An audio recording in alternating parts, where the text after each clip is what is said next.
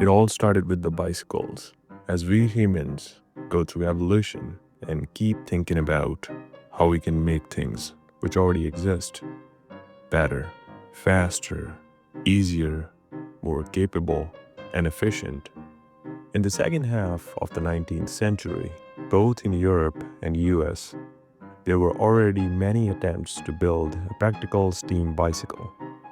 But to generate enough power from steam, the size of the steam system and engine had to be really big, which was not practical because initially, for every 10 to 15 miles, the boiler feed water tank for the steam needed to be filled completely, again, just for the 10 to 15 miles.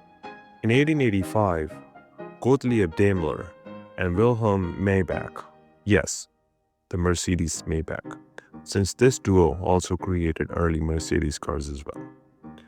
Well, they both made their first motorcycle called Daimler Reitwagen. Reitwagen known as the first gasoline internal combustion motorcycle. In 1894, Hildebrand and Wolf Mueller was the world's first production motorcycle powered by a massive, even comparing to today's average motorcycles, 1488cc twin-cylinder engine. In 1898, Peugeot motorcycles were presented at the Paris Motor Show, the first motorcycle equipped with Dion Bouton motor. Peugeot motorcycles remain the oldest motorcycle manufacturer in the world. Many producers of bicycles adapted their designs to accommodate the new internal combustion engine. As the engines became more powerful and designs outgrew the bicycle origins, the number of motorcycle producers increased. Hence, the markets started seeing a new shift in both demand and customer base. Soon, other manufacturers joined the race. In the United States, Indian Motorcycle was established in 1901 by George M. Hendy and Carl Oscar Hedstrom. Indian's early models used chain drives and engines built for durability. 2 years later, in 1903, Harley-Davidson was founded in Milwaukee, Wisconsin, quickly becoming one of the most iconic motorcycle brands in the world. And how? We'll get to that later. Britain also played a huge role in the motorcycle industry, as we know the most famous and reliable brands coming from there, likes of Royal Enfield, PSA, Triumph, and Norton. In 1901, English quadricycle and bicycle maker Royal Enfield introduced its first motorcycle with a 239cc engine mounted in the front and driving the rear wheel through a belt. In 1898, English bicycle maker Triumph decided to extend its focus to include motorcycles, and by 1902, the company had produced its first motorcycle, a bicycle fitted with a Belgian-built engine. A year later, it was the largest motorcycle manufacturing, with an annual production of over 500 units. Mind you, this is just within 1 year. Other British firms included Norton and Birmingham Small Arms Company, who began motorbike production in 1902 and 1910, respectively. During the early days of 20th century, powered vehicles were developed and refined, becoming more powerful and reliable. A minority of people within the armed forces recognized the potential of motorcycles in their forces.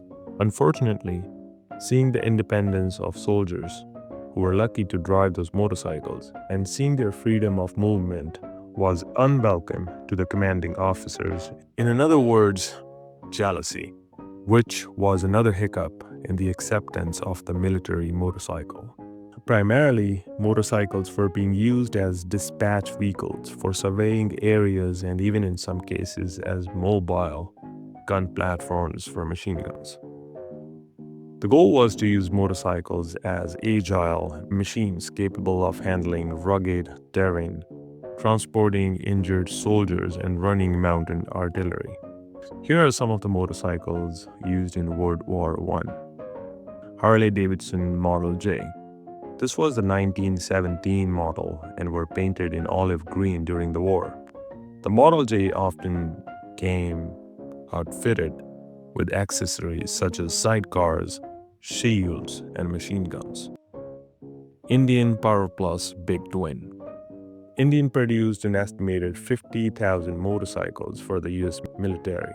Moreover, their Power Plus Big Twin packed 61 cubic inch sidewall motor that produced 18 horsepower.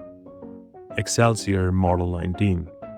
The Excelsior was the fastest American motorbike with the ability to hit speeds of 100 miles per hour, which was phenomenal and just out of the world at that time. These bikes were tested in mountainous terrain and deserts, ensuring an unrivaled ruggedness. During World War I, about 3,500 Excelsiors saw the front lines. Douglas II, 3.5 HP and 4 HP. Douglas motorcycles were the ride of choice for dispatchers in World War I. The British motorcycle manufacturers supplied roughly 70,000 3x4 HP and 4 HP motorcycles to the Allied forces. As a smooth and fast ride, they were the go-to communication vehicle for the British. Triumph and Triumph Work Nuremberg, TWN. They were quick and quiet, allowing for the ability to travel stealthily. However, these bikes were also commonly outfitted with Vickers machine guns. As an added benefit, a Triumph could reliably handle uneven terrain, earning it the name Trusty. Fast forward to World War II. During the Second World War, motorcycles were seen by all nations as an easy way to grant the infantryman and scout mobility in a small and easily transported package. This was especially important for paratroops and airborne units, which were highly limited in what gear they could transport into enemy territory. Following are some of the motorcycles used in World War II. On German front, Kraftrad BMW R75 was used extensively. The R75 was used to support panzer and mechanized infantry divisions in Russia from 1941. The R75 factory was heavily damaged by Allied bombing in 1944, shutting it down for the rest of the war. On the other end, in England, British brute of a bike, Norton 633WD, also known as the Big Four, saw combat in pretty much throughout all of the World War II.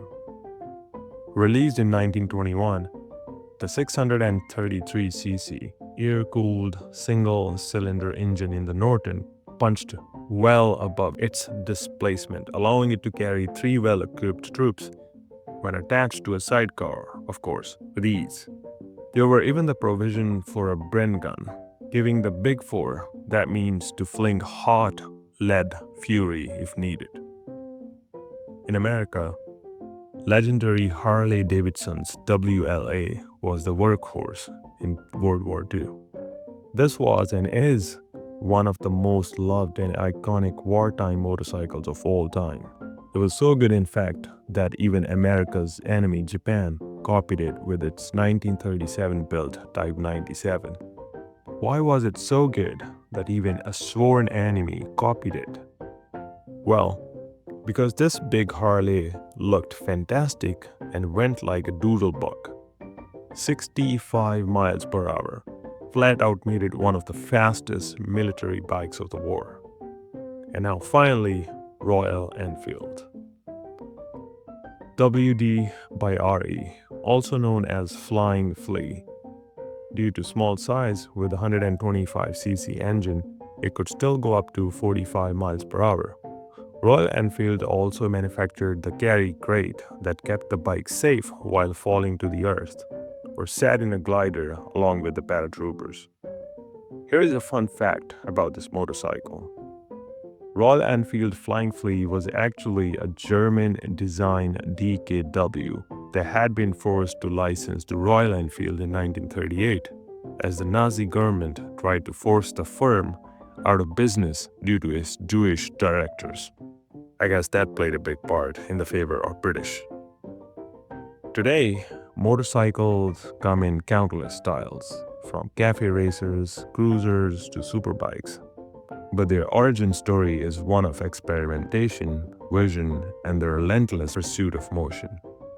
From steam and wood to high-performance machines, motorcycles have come a long way, and it all started with a simple idea: to go faster on two wheels than bicycles or maybe even cars. Thank you for your time. I hope you liked this topic. If you did, please click the like button and support the channel, and I'll see you in the next one. Thank you. Bye.